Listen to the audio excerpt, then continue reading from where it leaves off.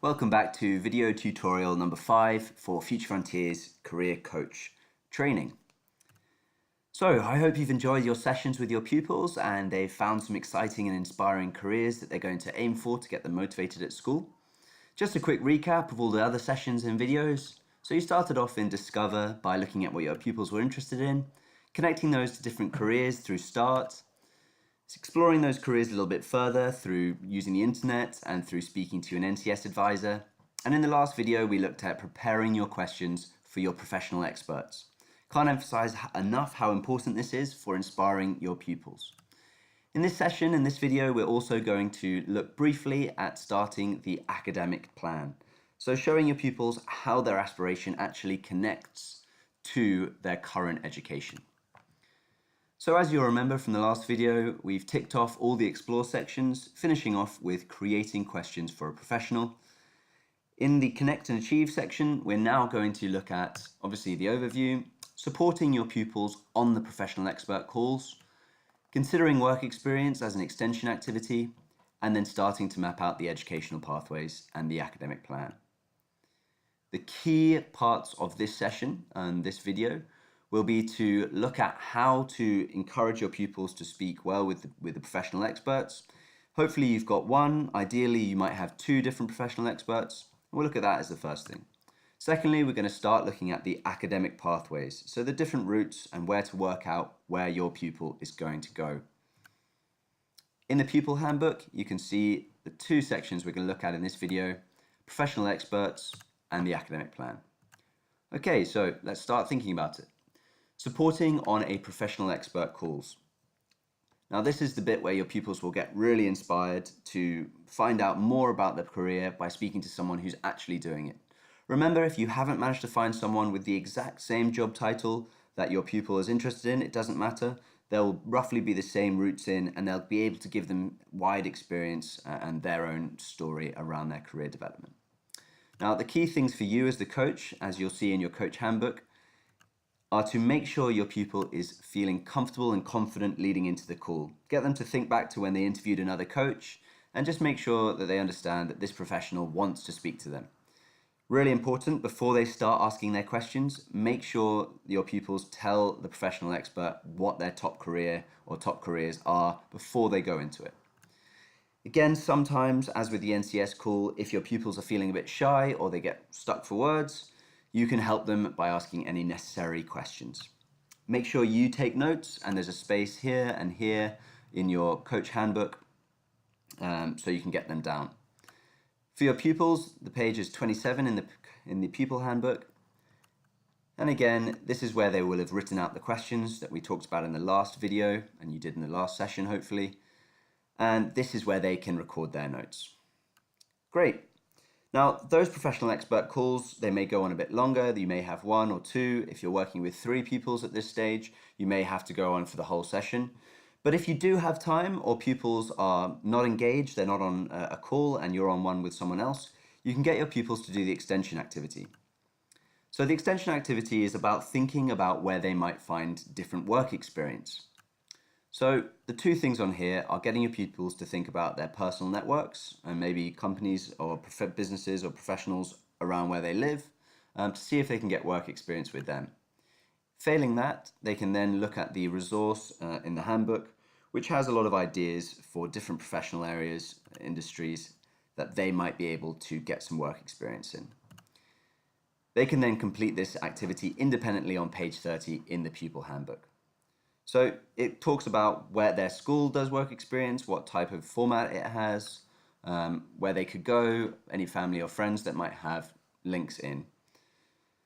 So that activity can hopefully occupy them for a while as well. And I would encourage, if you do find any time, to definitely get that done.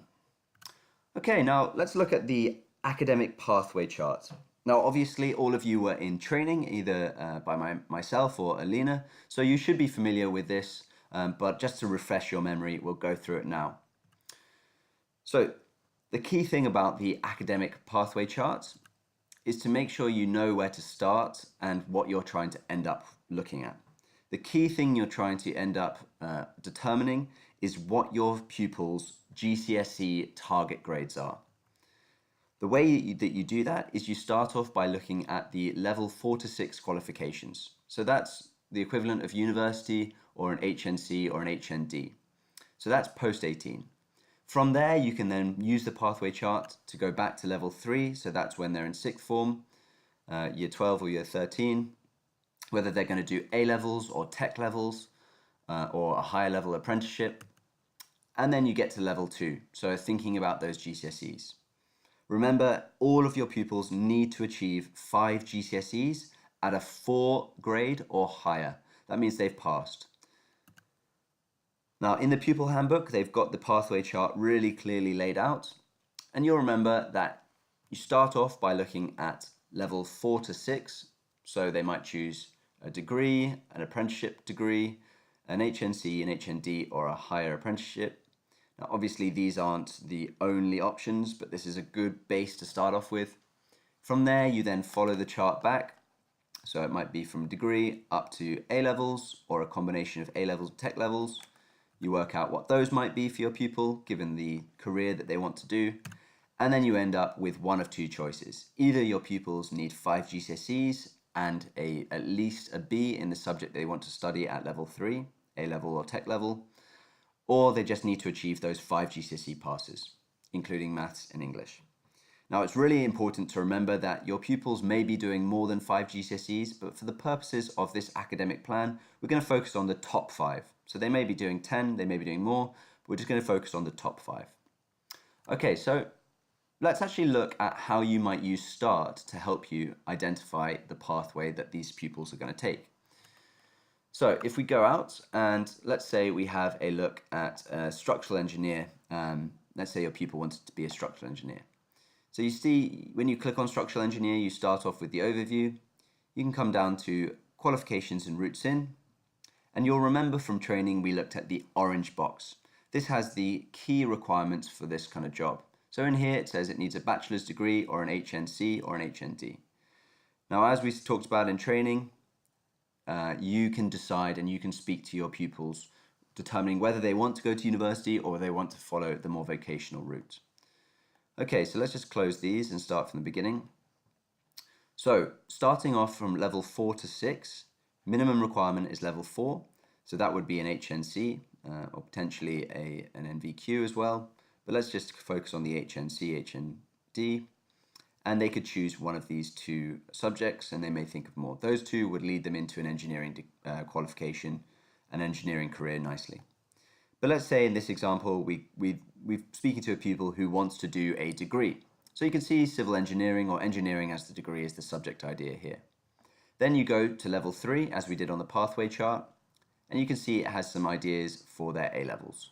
So again, maths, physics, those could be the 2 choices.